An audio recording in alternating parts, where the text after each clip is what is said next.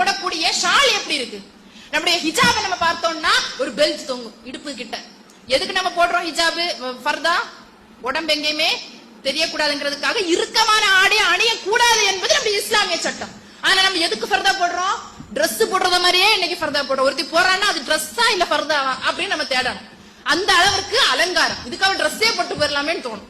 அந்த அளவிற்கு அதுல ரொம்ப மினுக்கன்னா ஜிகுனா என்ன, இங்க இருந்து 3-4 கட் என்ன, அங்க கிழிஞ்சு கிடக்குறது என்ன, அதுக்கப்புறம் வேற என்னென்ன ஃபேஷன். இந்த இடுப்பு கிட்ட என்ன ஆகும்?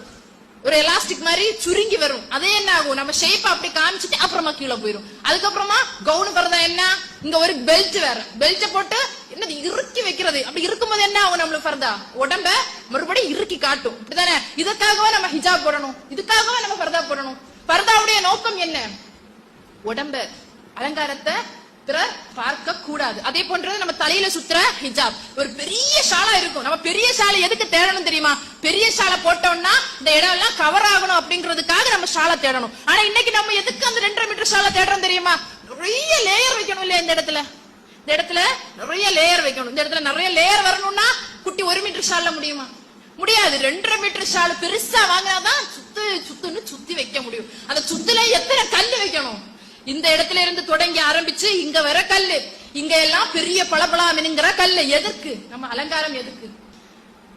நம்ம இவ்வளவு அழகா போறோமே, கண்ணுல மைய போட்டு லிப்ல லிப்ஸ்டிக் போட்டு என்னெல்லாம் அழகா போறோம், த்ரெட்டிங் எல்லாம் பண்ணி மேக்கப் எல்லாம் பண்ணி எவ்வளவோ ஃபேஷியல் பண்றோமே. இன்னைக்கு மரணித்தோம் அப்படின்னா நம்முடைய கண்ணு 2 நாள் கழிச்சு போய் பார்த்தா குண்டுக்குள்ள எப்படி கிடக்கும்? கண்ணுல என்ன இருக்கும்? ஐலைனர் போட்ட மை எப்படி இருக்குமா? குண்டா கிடக்கும். மூக்கு எப்படி இருக்கும்? மான்ஸ்டரோட ரொம்ப கேவலமா இருக்கும். அந்த அளவுக்கு நம்ம மூக்கு இருக்கும். வாய் எப்படி இருக்கும்? ரொம்ப போட்டு மினுக்குறோமே நம்ம சுண்டு, நம்ம லிப்ஸ் எப்படி இருக்கும்? லிப்ஸே இருக்காது. அப்படித்தானே? அந்த நம்ம பல்லு உந்திட்டு நிக்கும். அந்த அளவுக்கு தான் நாளைக்கு நம்முடைய நிலைமை இருக்க போகுது. இந்த முகத்தை நம்ம அழகாக காட்டுறதுக்காக இருக்கிறதே அழகுதான். அல்லாஹ் நம்மள அழகா தானே படைச்சான். அழகு இல்லாம யாரா இருக்கீங்களா? அழகான கை, அழகான கால், அழகான கண்ணு, அழகான உறுப்புகள் எல்லாமே அழகா இறைவன் நம்மளுக்கு தந்தா.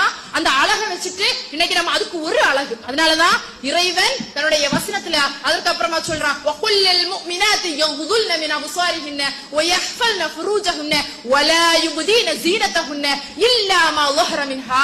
அவர்கள் வெளியே தெரியும் அலங்காரத்தை தவிர மற்றவற்றை வெளிப்படுத்த வேண்டாம். எதெல்லாம் வெளிப்படுத்தலாம்? முகம், 2 கை, இந்த இது வரைக்கும், அதுக்கப்புறமா 2 கால்ல கால். ஆனால் இன்னைக்கு நம்ம அதை மறைப்போம். எப்படி மறைப்போம்?